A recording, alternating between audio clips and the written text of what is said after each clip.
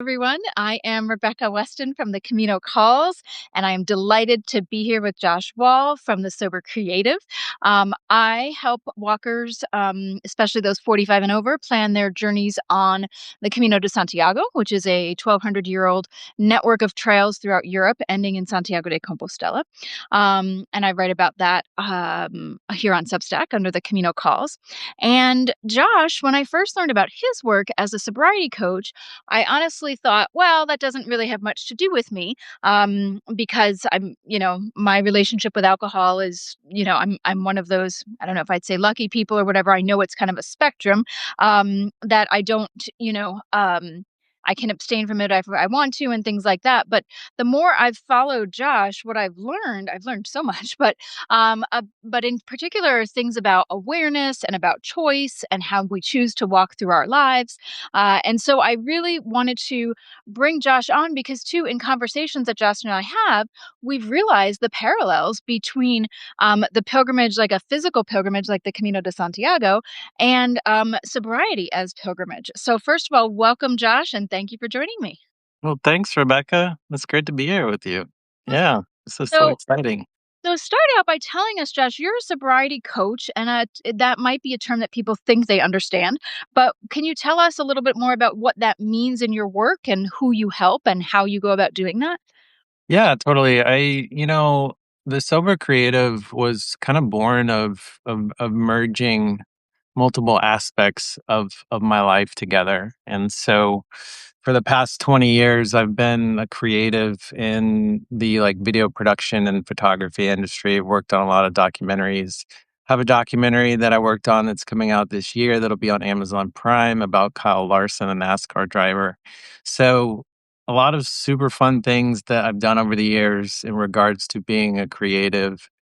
And alongside of that has been this path of sobriety from alcohol. I had a pretty, I wouldn't say intense relationship with it. Like I was a functional alcoholic, but it was still like I wasn't using it for recreational means. I was using it in order to cope and to deal with difficult emotions. And so 5.5 years later, I'm now embracing the sober creative and merging kind of the two.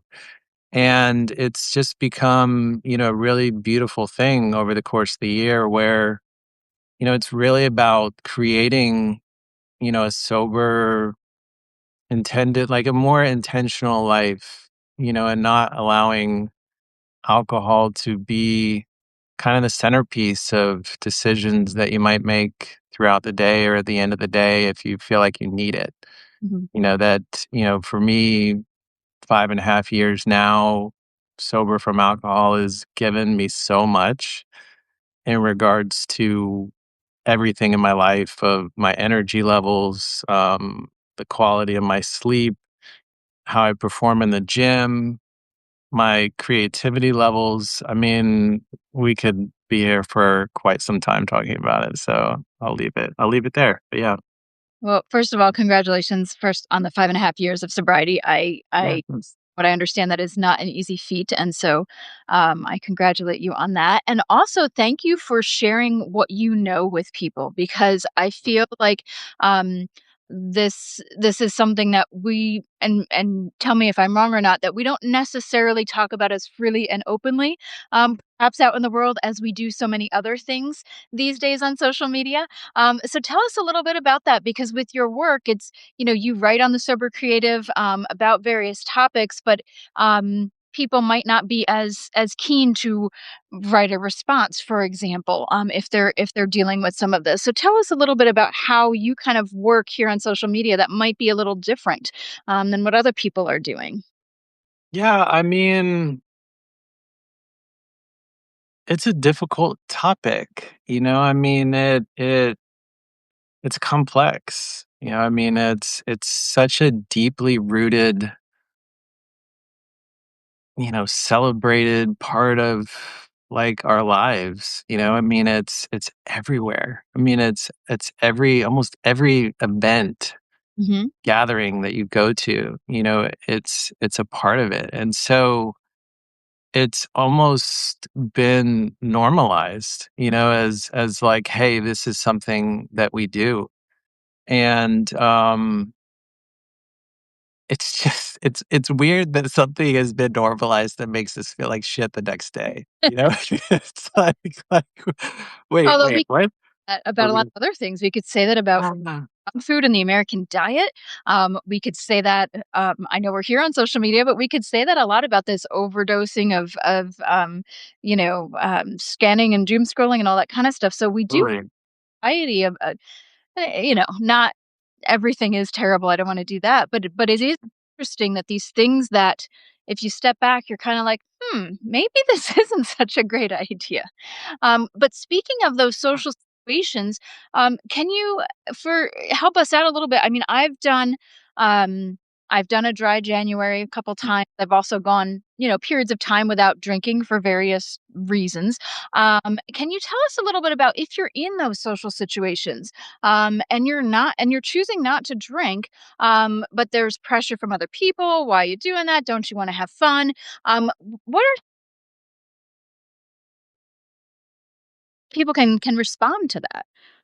Yeah, I mean, I guess each situation is different, but, like, I mean, if you're pretty set on, like, not wanting to have a drink, I would almost just make it short and sweet, like, I don't feel like it right now," Yeah, "Thanks, but no thanks, I just don't feel like it," and, if the person on the other side is like, "Why? Come on, don't be boring," or whatever it might be, just be like, "No, I'm good," and just, like, move on, like, change the subject quickly, because I think the more that we make it a thing, it becomes a thing, yeah, yeah. and so I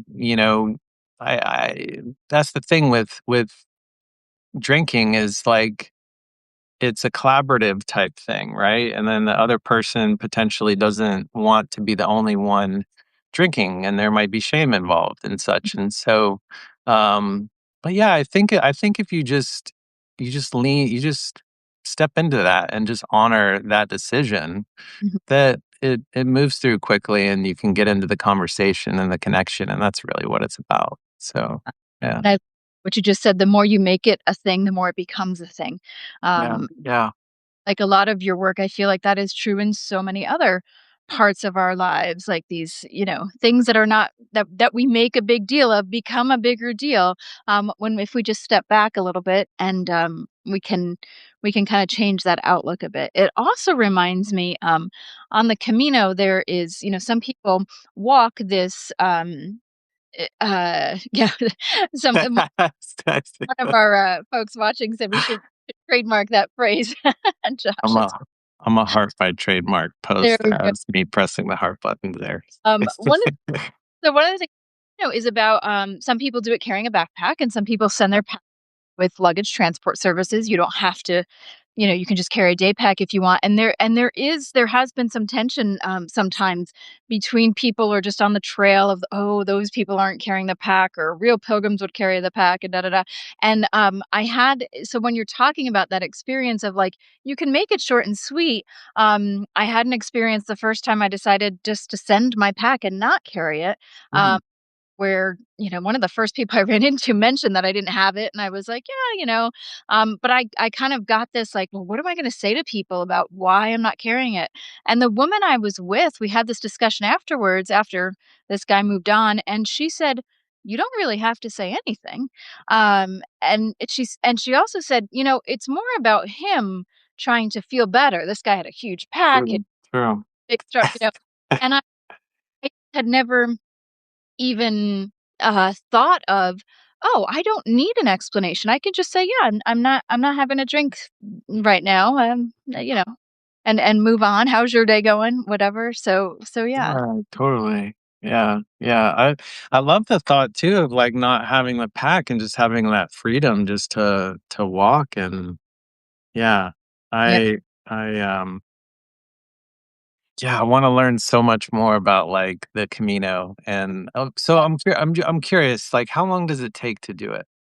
So it depends on where you start. So Mm, there okay. are dozens of routes throughout Europe, and the most common routes, a lot of people will do the minimum, which is 100 kilometers, about 60 miles, 62 miles, which you can do in 5 or 6 days, 7 days. So that's the shortest, and I say that's the minimum because there's a thing that you can get when you get to the end point, Santiago de Compostela, that says that you've walked the Camino. And in order to get that official certificate, you have to have walked, these 62 miles. But some people are like, I don't need the certificate. I just want to do some of the Camino. So some people will, a lot of people, I shouldn't say a lot, but some people I've met have been to the city of Santiago de Compostela in northwest Spain and are like, this is amazing. It's an amazing place. And you see these pilgrims streaming in pretty much every day, from May to October, really. And that's what spurs them on. Like, what is this thing? What is this about? But it's kind of like so many journeys. I think and one of the things in talking to you about this journey is, whether it's, walking on a pilgrimage trail or embarking on this journey of sobriety, this decision that you make, this kind of unknown that you're facing, some of the changes that you have to make in your life in order to make this thing happen, some of the challenges you face, the help you get, the people you need to let go of, the people you need to ask for help. There's just so many parallels, Josh. When Totally. language of sobriety is a lot of the language of pilgrimage. So, can you tell us a little bit more about, if you would like to, your journey to sobriety? Yeah, I mean, I think when we were talking a little bit about this before this conversation, like I mentioned, you know, like sobriety is like a pilgrimage inward, and it's this like I think it's lifelong, right? It's this internal journey to navigate and kind of figure out like who we're becoming. And and it's not like a set destination, I think change is constant, and we're constantly learning new things and having different experiences and new perspectives, and that shifts our beliefs. And yeah, I think we're constantly becoming, someone different. And with sobriety, I think it's as much about sobriety about before it started as it has been like going through it, because there was a conflict of like, I don't really like how this is making me feel. Like it was working for a while, but then it just kept stacking and stacking and stacking. And, you wake up and it's like, so tired. I'm so tired of being tired.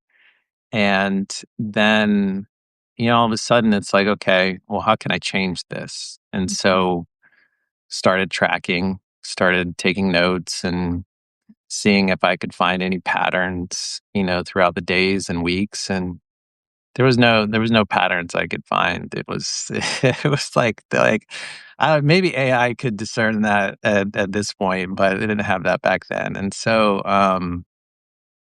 it I tracked for like 2 years, and then, I made the decision publicly to abstain from alcohol for a full year.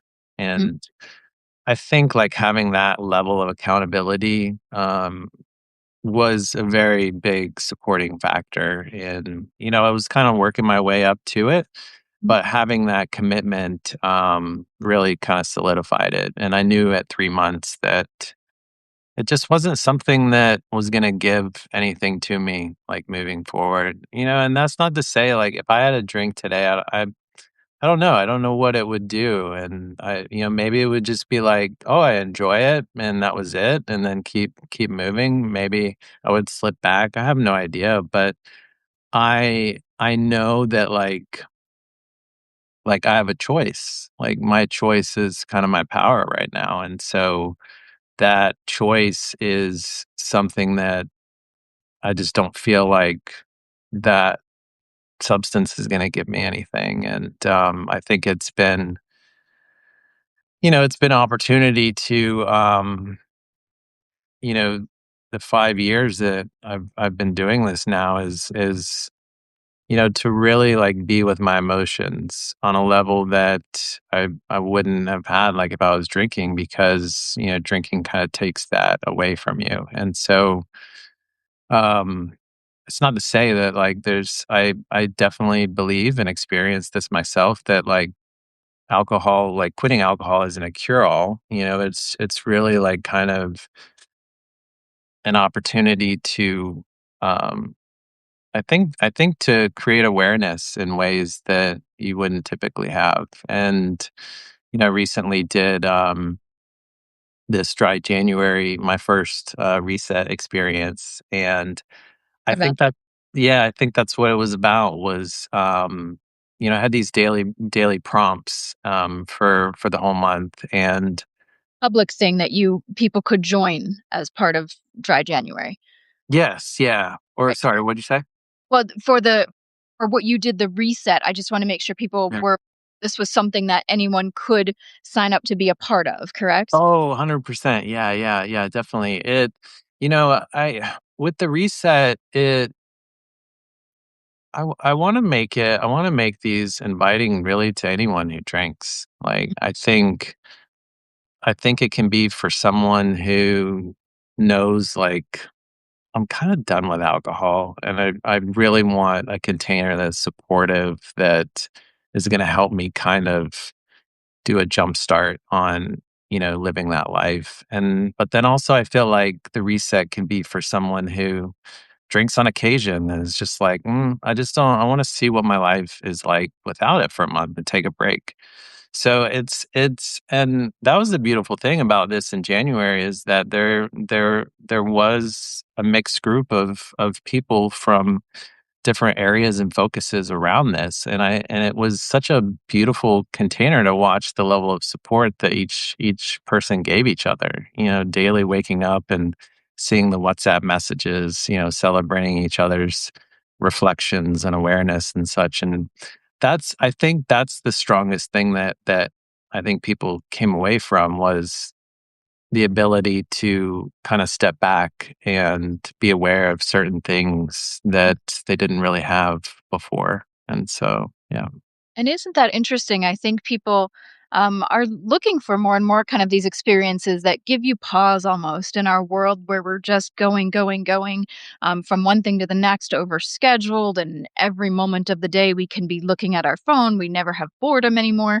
I think something like the reset that you did, abstaining from alcohol for a month and having that community support gives you that just like you said, that container to kind of step back and reflect. And it's something that people love about walking the Camino de Santiago as well is that it's a little it's like physically removing you from your day-to-day life and putting you in a different place, adding a physical challenge, but also surrounding you with a community of supportive people.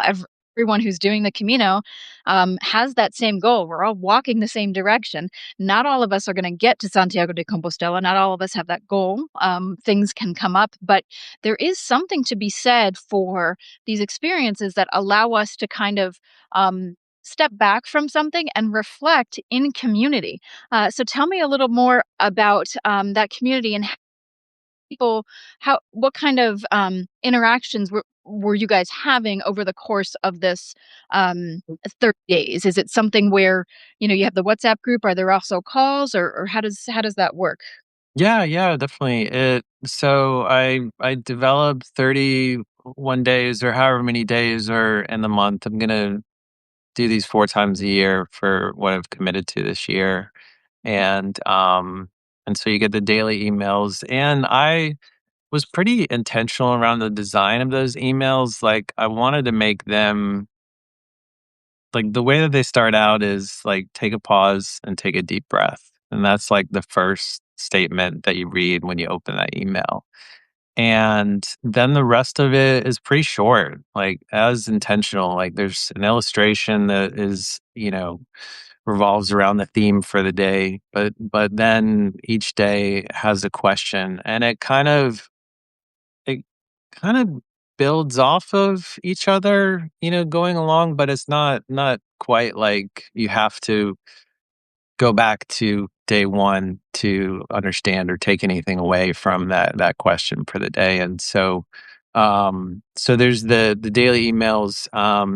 We do have weekly meetings that were an hour long, and throughout the meeting, I kind of tried different things throughout each week because it was the first one. Just wanted to experiment, Mhm. and had it to where we would do our introductions, and then I would share kind of one of our guests that's here today, Phil. He created these napkin AI things that I don't know if you've seen. Yeah, I think you've seen it in our group. Yeah, and so I was using those designs and kind of building off of those prompts, and so I would share with that, and then do a reflection, and then provide a guided meditation throughout the meeting, and then we would do like shares and such afterwards. And so yeah, it was really nice to kind of just have the weekly meetings, have the emails, have the WhatsApp group, and really give people multiple options to pick any of these that works for them and their schedule. Because I didn't want to make it like one thing that's like, hey, you have to come at this time and such, and want to give a lot of options there. So yeah. And again, Josh, every time we talk, like the parallels between your work and my work are just stunning to me because one of the things I love about the Camino de Santiago is there are options. You don't have it the way everybody else does it. You can, like we were just talking about, carry your backpack or not. You can stay in a hostel. You can stay in a hotel. You can stay in something in between. Some, young whippersnappers, I'll call them, will actually camp out and the first couple nights. I'm like, "Yeah, good, you go." No, Did you ever do that yourself? I've Yeah. walked over the Pyrenees, but camping outside in them, I'm good. One of the things I like about the Camino is that I can stay in a bed every night and, have hot coffee in the morning and take a hot shower every evening. So You like the glamping rough Camino. Yeah. um Some people do. I did sleep outside once because, there were some people I was actually volunteering on the Camino at a hostel that's actually in the ruins of a church, which means we have no the area where the beds were for the pilgrims that were staying is covered, and we have a little kitchen area, but there's no hot water, there's no power. It's a butane stove, we cook them dinner. But anyway, so in the evening, you've got the Milky Way above you. It's incredible. And so some of the pilgrims that were staying were like, "Hey, can we sleep outside?" And I was like, "Sure, I don't really care where you sleep here." And then they invited me to join them, and I was like, I can't remember the last time I slept outside under the stars. But I think it's, these kind of experiences open us up in Yeah. a way that, sometimes only experiences like this can do. That this whole kind of I love that you've called this a reset. It really just kind of there's people that do a Camino every year for that kind of pause, reset, reflect to kind of, figure out, what's been going on here? What do I want from this next stage? Things like that. So, but I love that just like with your reset, there were many options that people could engage in. And I think that's it's wonderful when there's not too many, so that Yeah. you're around, but you can kind of customize it a bit. So that sounds like a great experience. And you said you're going to do 4 of those this year, right? So you just have Yeah. Yeah, the next one's gonna come in April, and, I'll be having more information on when people can sign up. They can March 1st is gonna be the first that they can sign up, and there'll be more details on that coming soon. cool. So, yeah, I just wanna say too, it's like, you know, like, we came in to our business group and coaching, Hmm. around the same time, and it's just so cool that, like, we've simultaneously kind of been developing and creating this, and Yeah. then it's so similar in in these ways. So it's Mhm. really cool to like celebrate that. Yeah. It is, yeah, and for those of you watching, that's how Josh and I, initially met is through a business group. I'll give them a shout out, Sacred Growth Club, here on Substack. They're wonderful. If you can, yes, good if you're in business looking to grow a business with heart, and a business connected to who you are. And that's one of the other things I love about what you're doing, Josh, is that you took this creativity that you had and also married it with this sobriety work that you do to create, the sober creative, which is awesome. Tell us a little bit more because you also do work one on one with clients. So tell us a little bit about if people want to work one on one with you, like what what would prompt that, like, and what does that look like? Yeah, it's so I've developed a framework, the sober creative method, and within the framework, there are three parts to it. It's release, create, become, and each one it can go kind of in order, but they kind of feed off each other and such, right? And so I think with release, um, it's you want to release the patterns around drinking, and so that takes a different length of time for each person. But like in addition to releasing the actual habits around drinking, it's releasing the thought patterns around like why you're choosing to drink. And so working with me, there's different options in regards to, us meeting weekly, meeting biweekly. And so, I have like an intake call where, we sit down and kind of discuss like, hey, what works for you and your schedule and seems like the right direction and fit. And just really, really giving the person space to kind of share what is going on with them, and it's and us working together, one on one during the calls, it's a lot of back and forth of just it's really just kind of being a mirror, and holding up the mirror in like a gentle, kind way of like, hey, this I'm seeing this, and what do you think of trying this week? And yeah, it's really like it's an exploration. And I've had a few clients that I've worked with, and it's just been a really beautiful process to see like what's changed over the course of their life. And so um yeah, I'm so grateful to have this business and what it's becoming. There's the resets, there's the one-on-one, and I'm also working on building a collective, Mhm, the Sober Creative Collective. And that is going to be is what I'm envisioning is people that people that want to live kind of this intentional life around sobriety and build towards keeping that. And so I think like having the resets, the collective where it's a monthly group, um we have workshops, and we have weekly prompts. It's all like they're all gonna like feed each other. And in this really yeah, this really, really awesome way. And I'm just so excited that yeah, I get to keep building this out. So yeah, uh, yeah.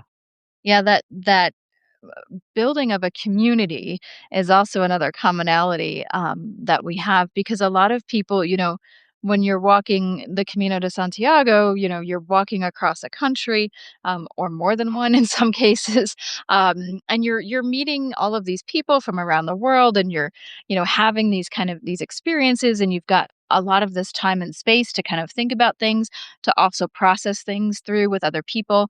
And one of the things that people sometimes struggle with is coming back into life post Camino. And so, this idea of creating a community where people can be part of something, whether they've done a Camino or not, something uh, that that people can join this kind of community around, again, these same kind of principles from the Camino: simplicity, asking for help, generosity, things like that. I'm just looking at what Carolina wrote here. You don't break a pattern with force, and Josh has the gentleness that it takes to. Oh, I love that. I would completely agree that just your presence, Josh, and your um, eh, the stand that you take is not one of like, you should do this. It's more like, hey, if this is something you're interested in, let's explore it.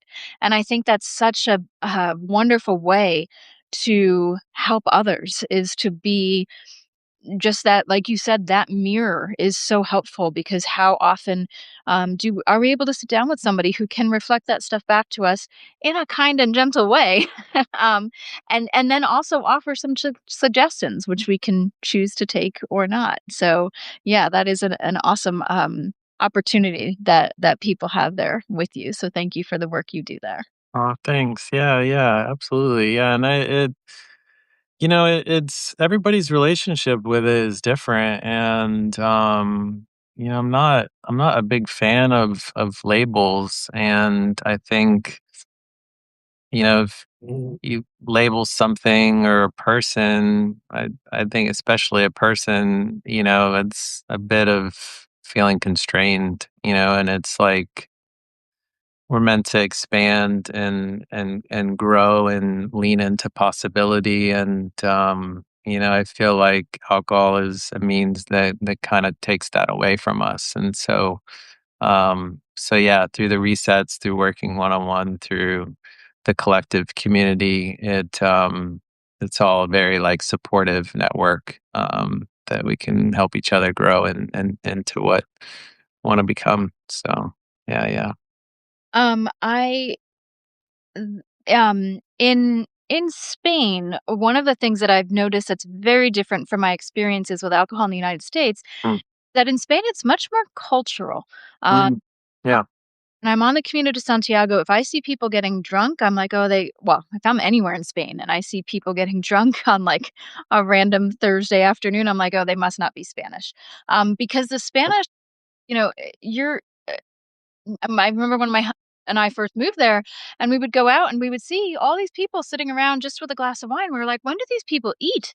But it turns out they're mostly eating at home, but the socializing is out at these cafes or bars or whatever. But they're not drinking to get drunk. And I found that fascinating. That I read something about Spain has like the most bars per capita or something, but their alcoholism rates are super super low. So I'm just wondering if you have any ideas about what we can learn from cultures where alcohol is really more social as opposed to escapist.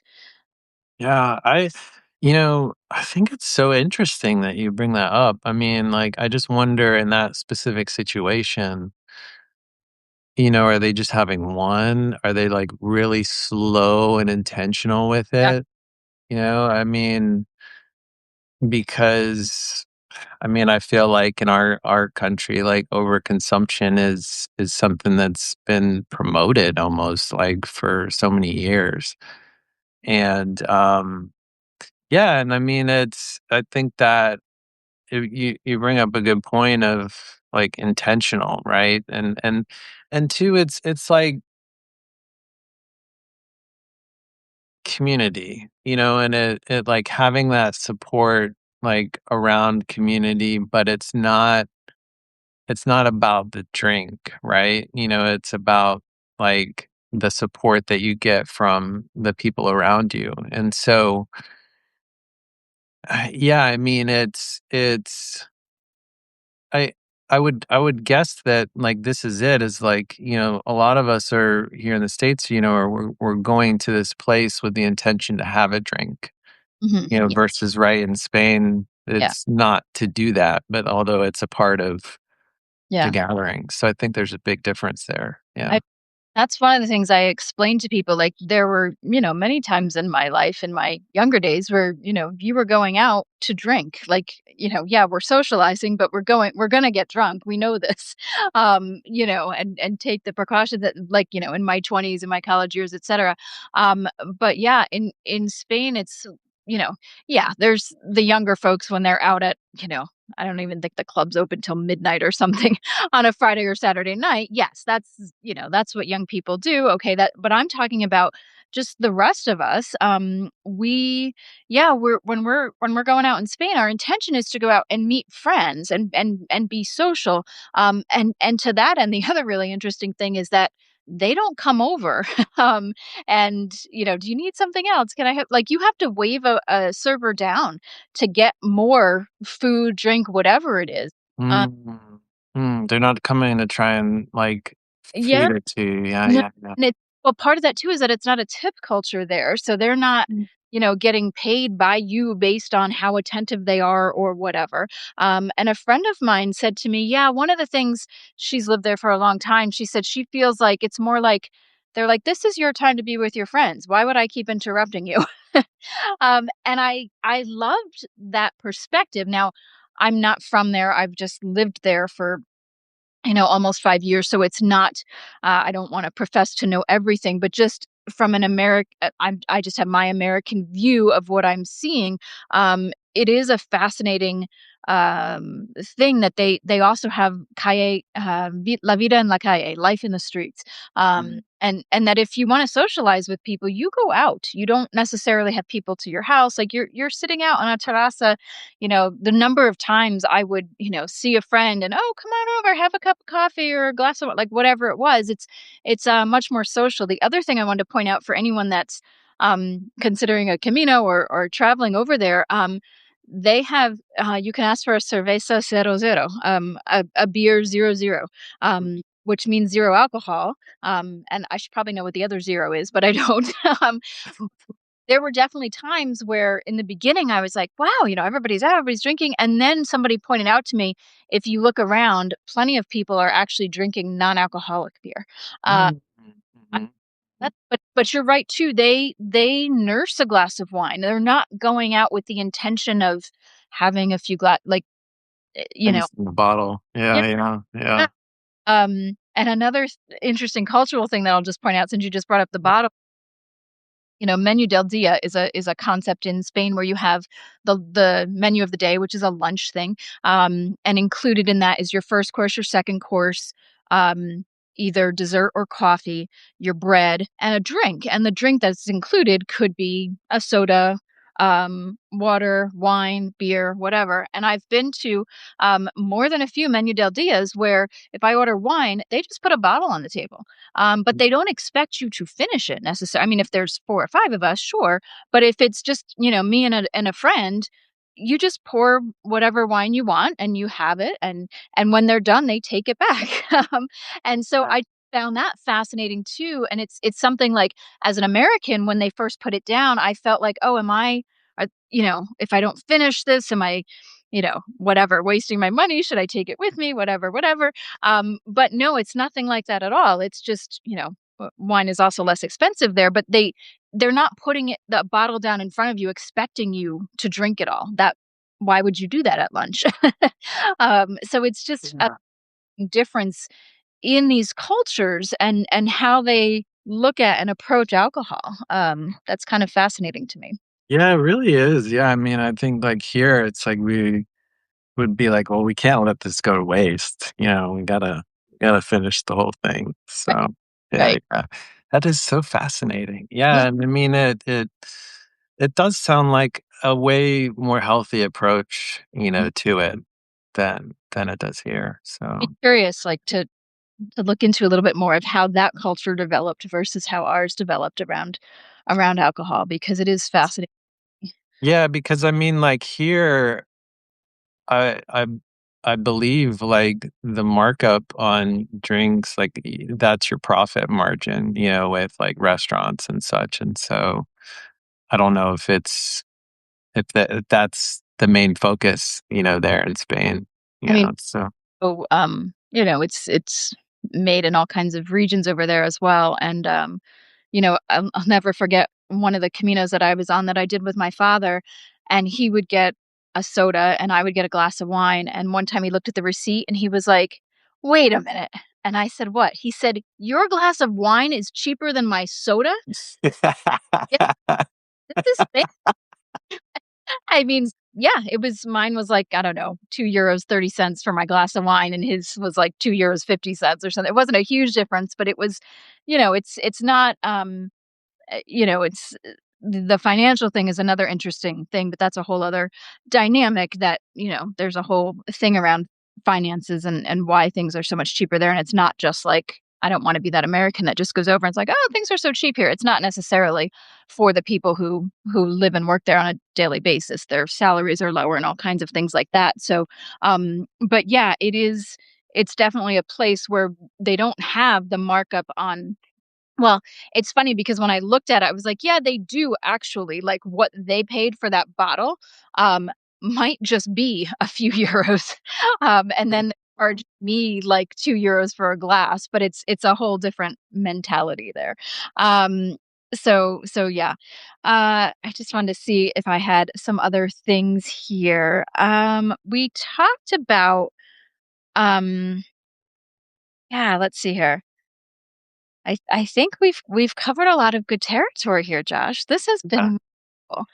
yeah. Uh, Thanks, Rebecca. yeah, I really enjoyed, just from the moment we started having these discussions and recognizing the parallels between, taking a reset like walking the Camino versus taking a reset like one of the ones that you offer from alcohol, and all of these parallels in this journey that so many of us are on, or journeys that we take of varying for varying reasons. This has been like a delightful conversation to kind of recognize some of those parallels, and also thank you for educating, my audience and your audience might not be, necessarily the same, but it's a fascinating discussion and I love having some of these different perspectives. So I appreciate really so very much you coming on and joining us today. Yeah. Yeah, absolutely. Thanks for having me. And the same too. It's like I feel like both our audiences can benefit from what we're providing. I could ultimately see like someone in my audience being like, I want to do the Camino. I mean, it's and eventually, we can maybe co-collaborate and do something down the road. Gonna say, do we make this public, Josh? I don't know. We for people to know, we've talked about doing a sober creative Camino, and I love to do that. I think that would be an awesome thing to do at some point in the future. Yeah, So we'll yeah, put it in the universe. So put it out, put it we'll out. do. So Well, thank you for everyone who joined us today. thanks, everyone. Yes, absolutely. And again, you can find me at the Camino Calls on Substack, and you can find Josh over at the Sober Creative. And Josh, thanks so much. Thanks, Rebecca. All right, bye Bye, bye. everyone. See ya.